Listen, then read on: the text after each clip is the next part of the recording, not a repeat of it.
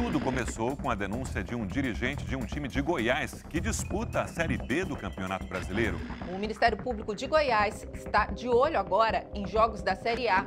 5 clubes da Série A do Brasileirão já afastaram jogadores por envolvimento no esquema de manipulação de resultados no futebol.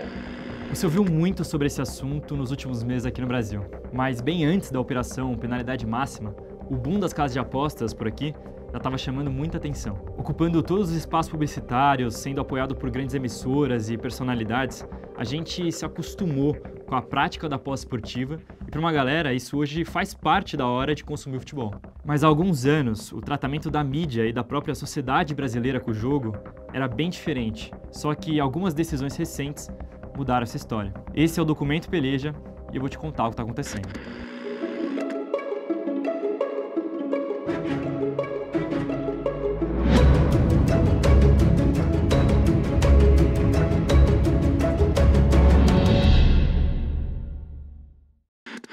Em dezembro de 2018, o então presidente Michel Temer sancionou uma medida provisória que legalizou oficialmente as casas de apostas esportivas no Brasil. Esse passo foi mais para definir para onde iria o dinheiro arrecadado pelo imposto pago por essas casas do que uma autorização, já que algumas delas já funcionam sem problemas por aqui. Esse momento marcou a entrada de vez das casas de apostas esportivas no mercado nacional e deu início à explosão das bets. Nos anos seguintes, milhões de brasileiros começaram a ser impactados com propagandas de produtos que poderiam fazer você ganhar dinheiro enquanto se diverte. Afinal, como um dos países que mais consomem futebol no mundo, a quantidade de potenciais apostadores aqui é gigante. Aliás, a história do Brasil com jogos não é tão nova assim e já foi muito mais íntima. Até a década de 40, cassinos e casas de apostas físicas faziam sucesso pelo país. Acontece que, já na época, as pessoas que controlavam as casas de apostas começaram a ter uma influência social e política, além de serem negócios que eram usados muitas vezes como um ponto de lavagem de dinheiro.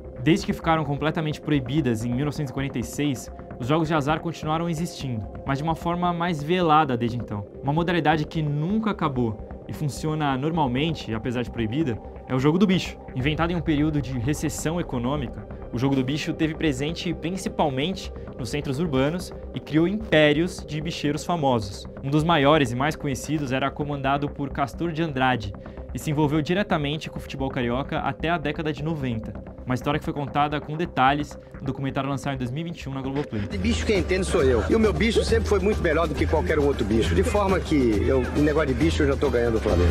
Aliás, por causa de funcionar por tanto tempo à margem da lei, durante anos, a imagem, até na cultura pop, das pessoas que lidavam e comandavam as apostas, estava sempre ligada a esses personagens controversos como gangsters e mafiosos.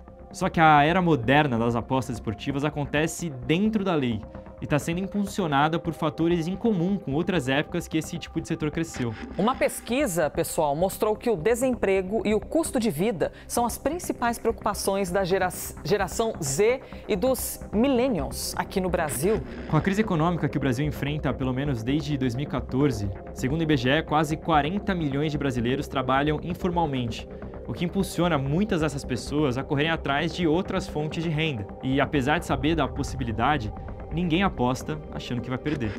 Depois começa a fase da perda. Essa fase tem uma importância muito grande, que o paciente ele começa a ter um otimismo que não é real. Porque ele começa a perder, mas ele acredita que ele pode ganhar.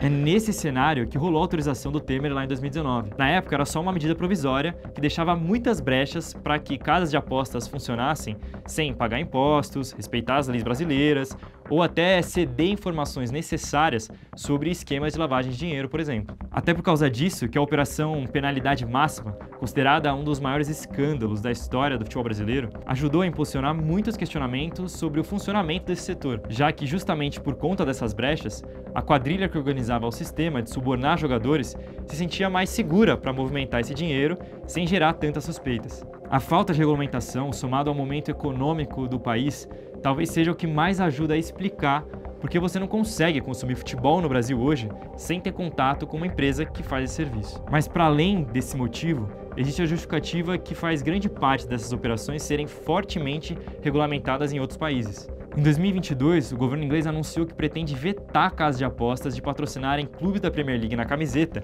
até 2026. Na última temporada, 8 dos 20 clubes tinham patrocínios assim. Apesar de ser um golpe duro nas finanças dos clubes, a preocupação está na inserção desses produtos na vida das pessoas mais pobres da Inglaterra, o que gera um grande problema social, já que, segundo dados do governo britânico, pelo menos um inglês se suicida por dia por razões ligadas ao vício em jogo. Desde 2003, não acontece uma intervenção tão direta do Estado no mercado esportivo inglês, quando foi aprovada a proibição de marcas de cigarro nas camisas dos clubes. And there was a big gambling culture. I think I was at Leeds on loan. There's a big gambling culture. And I knew beforehand I had an addictive personality. I knew I needed to avoid gambling, I needed to avoid drinking. But for some reason I just got sucked in and it just spiraled over the course of a year, 2 years, where I was just literally, all I was doing was betting on an app. It didn't feel like real money, it just felt like games. And yeah, I got charged with 76 counts of illegal bets, not on my own team, but in teams in my division, which was illegal at the time. And I thought I was going to get banned. I thought my career was over before it even started.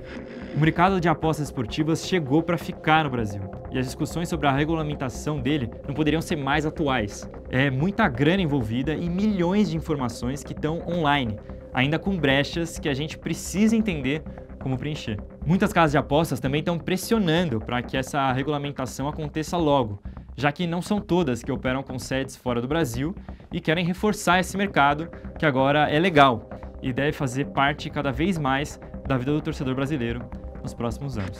Eu trabalhava durante o dia, chegava no hotel e começava a apostar. Perdendo dinheiro. Chegou no auge do vício. No auge do vício. Então chegava no final do mês, eu tava devendo, porque né, as contas não param, apesar de que eu não tinha tanta conta, mas tinha ali uma continha ou outra. E acabou que eu tive que vender meu carro para pagar as contas e perdi o emprego. Chupa, Argentina! Eu ganhei 6 mil reais! Eu tenho um problema sério com a aposta mesmo, viciado. Conversei com a minha irmã outro dia, porque é um problema mesmo, eu sou viciado mesmo. O Documento Peleja é o programa que mostra o futebol que ninguém quer falar sobre, mas que todo mundo vê. Se você gostou, eu te peço para compartilhar esse episódio e se inscrever aqui no canal para acompanhar os próximos. Até mais!